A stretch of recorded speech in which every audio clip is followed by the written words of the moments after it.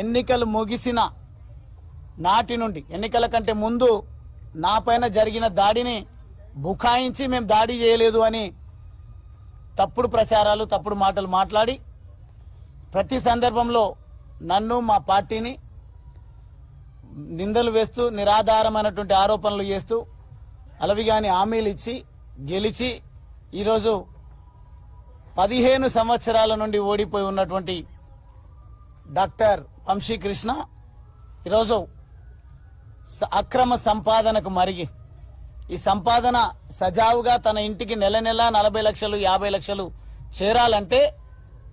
తన మూర్ఖపు నైజం కలిగినటువంటి టీం ఏదైతే ఉందో వారిని ప్రోత్సహిస్తూ దాడులకు పురిగొల్పుతూ అక్రమ మైనింగ్ కు ఎక్కడ ఆటంకం లేకుండా ప్రశ్నించే గొంతుకలే ఉండకూడదు అని ఈ నియోజకవర్గంలో ఈ రాష్ట్రంలో ఖచ్చితంగా అణిచివేత ధోరణి సరిపోతుంది సరైన పద్ధతి అని అణిచివేసే కుట్ర చేస్తా ఉన్నారు. ఖబర్దార్ స్థానిక శాసనసభ్యుడు గాని ప్రభుత్వానికి గాని హెచ్చరిక చేస్తా ఉన్నాం. ప్రత్యేకించి పోలీస్ మిత్రులకు ఈ సందర్భంగా నేను ఒకటే తెలియజేస్తా ఉన్నా,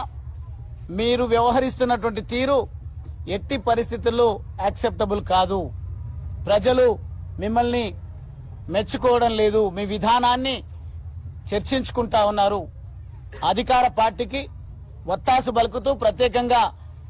శాసనసభ్యుడు ఇచ్చినటువంటి ఆదేశాలను మీ హైకమాండ్ పోలీస్ బాసులు ఆదేశం ఇస్తే ఏ రకంగా అయితే మీరు పనిచేస్తారో మీ విధులు నిర్వహిస్తారో అంతకంటే ఎక్కువగా జీ హుజూర్ అంటూ మీరు ఈ అధికార పార్టీకి ఎమ్మెల్యేకు వత్తాసు పలుకుతా ఉన్నారు. దగ్గరుండి పోలీసుల సమక్షంలో మా వాళ్లపైన దాడులు జరిగితే ఇప్పటి వరకు కూడా ఒక్కరిని అరెస్ట్ చేయకపోవడం అనేది బాధాకరం. దీన్ని తీవ్రంగా ఖండిస్తా ఉన్నాం. ఒకటి కాదు రెండు కాదు, ఇసుక దాడులలో అక్రమ ఇసుక రవాణా హైదరాబాద్ కు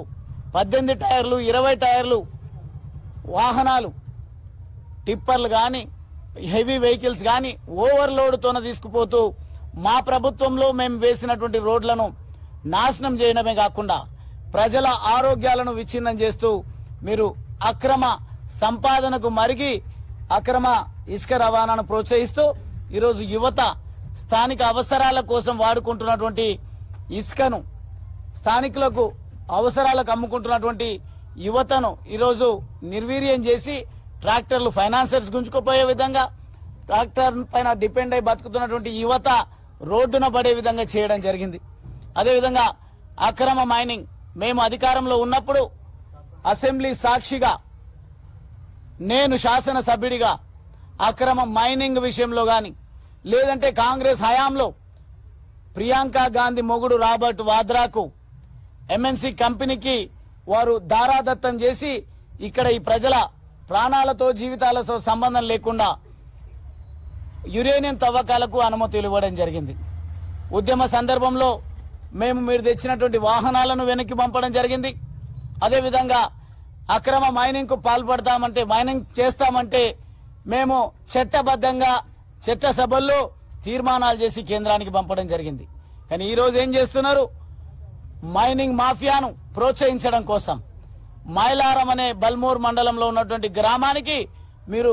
పెద్ద పెద్ద మిషన్స్ దించి అక్కడ ప్రజల జీవితాల్లో చెలగాటమాడుతా ఉన్నారు. అదే కాకుండా రాజకీయంగా ఇక్కడ ఈ రాష్ట్రంలో ఏ పార్టీ ఉండకూడదు అనే సందేశాన్ని రేవంత్ రెడ్డి గౌరవ ముఖ్యమంత్రి గారు కేసీఆర్ లేకుండా చేస్తాం, బీఆర్ఎస్ పార్టీని భూస్థాపితం చేస్తాం, బీఆర్ఎస్ పార్టీ లేకుండా చేస్తాం, ప్రజాస్వామ్యాన్ని కూనీ చేస్తామనే ఇండికేషన్ సందేశం గౌరవ ముఖ్యమంత్రి ఇస్తే యథా రాజా తదా ప్రజా అన్నట్టుగా ఆయన ఆదేశాలను తూచా తప్పకుండా నియోజకవర్గాల్లో జిల్లాలలో అదేవిధంగా ప్రతి గ్రామంలో మీరు అవలంబిస్తున్నటువంటి విధానాన్ని చూస్తే చాలా స్పష్టంగా అర్థమవుతా ఉంది. అదేవిధంగా ఎలక్షన్ల సందర్భంగా ఎక్కడికక్కడ ప్రజలను భయభ్రాంతులకు గురి చేసి వగల ఏడుపులు ఏడ్చి అలవిగాని హామీలు ఇచ్చి నెరవేర్చలేనటువంటి స్థితిలో ప్రజల ఆలోచనలను చర్చలను ఈ దాడుల వైపు రాజకీయాల వైపే మళ్లించాలి తప్ప మేము ఇచ్చినటువంటి హామీలను నెరవేర్చలేము అనే కన్క్లూజన్ కు వచ్చి మీరు ఈ రకంగా దాడులు చేస్తున్నట్టుగా అర్థమవుతా ఉంది. తప్పకుండా మీరేదైతే మేము అధికారం కోల్పోయిన తర్వాత, నేను ఓడిపోయిన తర్వాత ఏ ఫ్లెక్సీలనైతే అచ్చంపేట నియోజకవర్గం మొత్తంగా ఫ్లెక్సీలు పెట్టి వాళ్ళను ఊరేగించి ఈ ప్రజలను భయభ్రాంతులకు గురి చేసే విధంగా మీ ముఠాను వసూళ్లకు ప్రేరేపించే విధంగా చేస్తే పోలీసులు ఆ కేసులన్నింటినీ కూడా బయటకి రాకుండా తొక్కి పెట్టడం జరిగింది. ఈరోజు వ్యాపారుల నుంచి 20 లక్షలు ఇస్తారా, 30 లక్షలు ఇస్తారా, ఇవ్వరా, మా దొంగ ముఠాల సంస్థ ఎట్లా జీవనం కొనసాగాలి, మేము మా మనుగడ ఎట్లుండాలని వాళ్ళేదో సమాజానికి ఏవో సేవ చేస్తామన్నట్టుగా యాంటీ సోషల్ ఎలిమెంట్ సంఘ విద్రోహ శక్తులు కావలసినటువంటి చందాలను వసూళ్లను బెదిరించి అక్రమ వసూళ్లను ప్రోత్సహిస్తూ ఈరోజు స్థానిక ఎమ్మెల్యే వాళ్లను వెనకేసుకుంటూ రావడం, జైళ్లలో ఉన్నటువంటి వాళ్లను బయటకు తీసుకొచ్చి మర్డర్లను కూడా బయటకు తీసుకొచ్చి అచ్చంపేట ప్రజలను ఆందోళన గురి చేయడమే కాకుండా నాకు సైతం హెచ్చరికలు చేస్తా ఉన్నారు. మీ తాటాకు చప్పుళ్లకు భయపడను, ప్రాణ త్యాగానికైనా సిద్ధపడతా, కానీ ప్రజల జీవితాలతో ఎవడైనా చెలగాటం ఆడతామంటే ప్రాణాలను అడ్డం పెట్టి మా నాయకులను, కార్యకర్తలను, మా ప్రజలను కాపాడుకుంటాం తప్ప మీ దాడులతో వెరిసేది లేదు అని ఈ సందర్భంగా తెలియజేస్తూ, నిన్నటి దాడి విషయంలో ఇప్పటికీ 24 గంటలు గడుస్తున్నప్పటికీ ఈ రోజు వరకు కూడా ఒక్కరిని కూడా అరెస్ట్ చేయకపోవడం,